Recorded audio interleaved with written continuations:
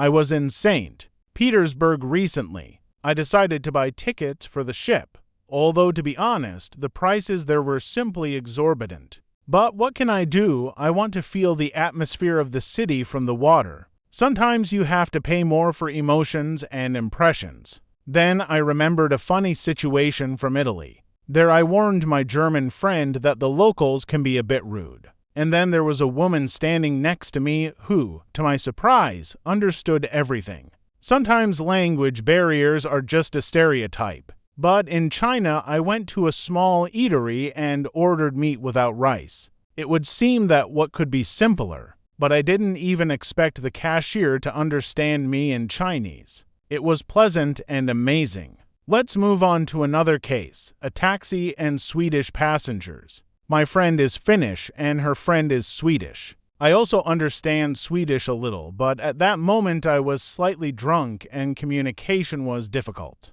A taxi took us to the place, but when it was time to pay, the Swedish passengers suddenly refused. The taxi driver was not at a loss. He locked the doors and insisted on paying.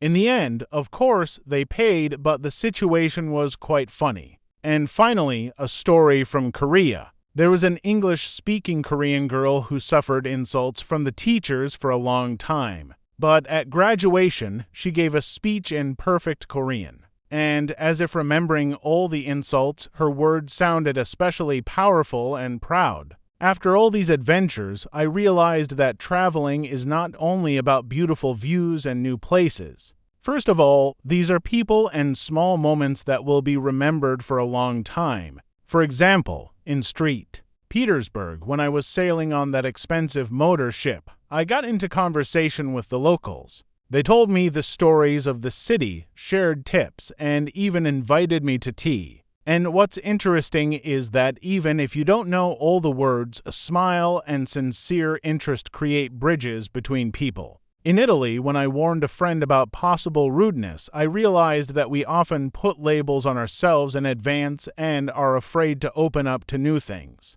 And the woman next to him showed that body language and kindness are understandable without words. And in China, in that little diner, I realized that the simplest gesture, for example, to say clearly what you want, can open the door to understanding. And the cashier, despite my slightly crooked Chinese, tried very hard to help. It taught me to be more tolerant of myself and others when we communicate in a foreign language. As for the story of the taxi and the Swedish passengers, it was a real test for me and my friends. Sometimes people behave unexpectedly, and it is precisely these situations that test your character and patience. The driver showed that you can't just walk away from responsibility. Sometimes you have to stand your ground to get what you want. And the graduation speech of a Korean woman became an example of strength and dignity for me. Sometimes people go through difficulties in silence, but the moment when they can openly say their say is a moment of triumph.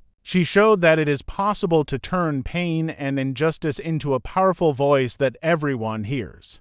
So traveling is not only about new places, but also about the lessons we learn from the people we meet. Every conversation, every situation is a chance to become a little better, to understand the world a little deeper, and to see in others not just foreigners, but the same people with dreams, fears, and hopes.